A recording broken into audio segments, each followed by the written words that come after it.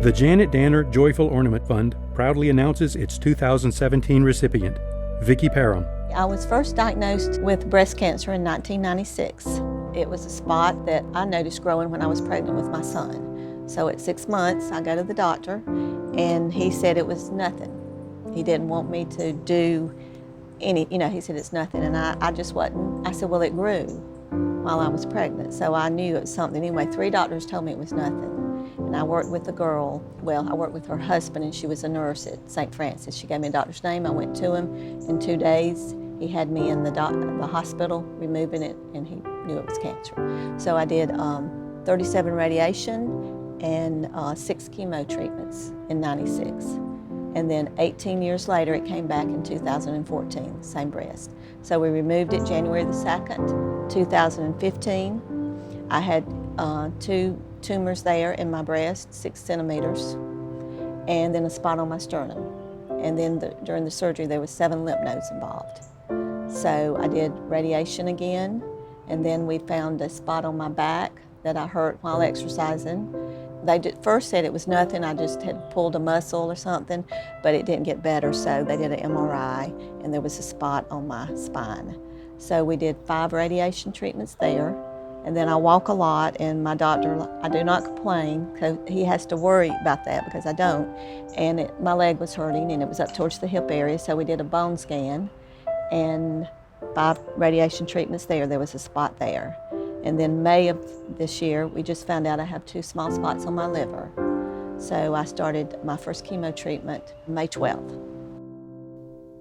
The Janet Danner Joyful Ornament Fund ministers to the needs of women battling cancer, whether financial or physical, spiritual or emotional. We will be very mindful of their needs as far as meals, travel expenses. Sometimes they have to go to facilities outside of where they might be living. And in that, it requires that they need transportation. They usually have a car, but they need like gas money to food, to lodging, to whatever it takes to get them to that facility. And of course, with their medical procedures, we'll pay deductibles if they've got insurance.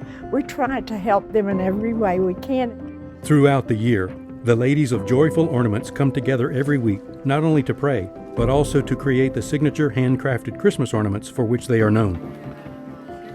The funds they raise from sales of the ornaments, silent auction events, and annual car shows go toward the cost of the recipients' fight with cancer, both medical and non-medical.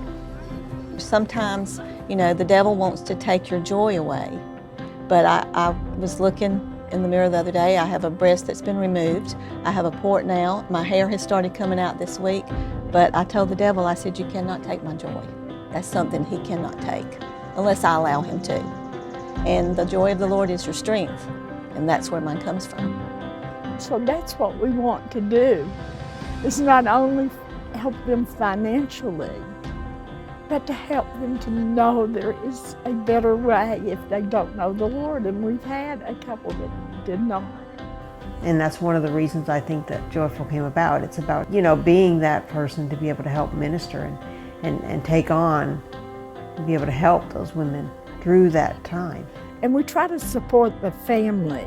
We have had like a daughter helping the mom. We've had a young girl that we have supported, a child. When they've had like treatments and they're really sick, the family needs food. They'll actually have people make meals, prepare meals and take to them for the family to be able to eat and just make sure they're provided and have the needs met that they have as well. And we just try to find what would bring them joy going through these hard times and try to meet that need for them.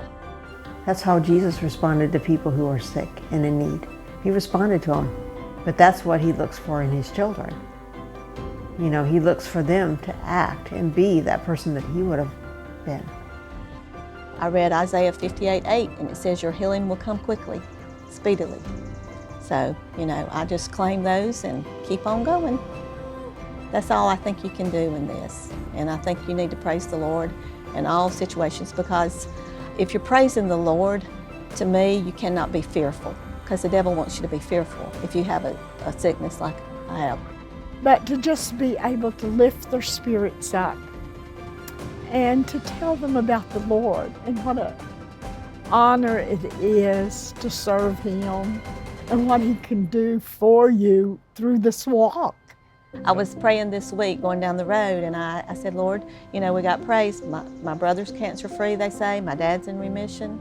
I said, but you have not healed me at this moment. And it was like the Holy Spirit said, yes, but I'm using you as an example to show how you walk and let them watch you walk through this. Because I've been battling this a lot longer than them. And I just said, okay. You know, coming alongside somebody that's in a bad place and being able to encourage them is huge. That's how you reach people.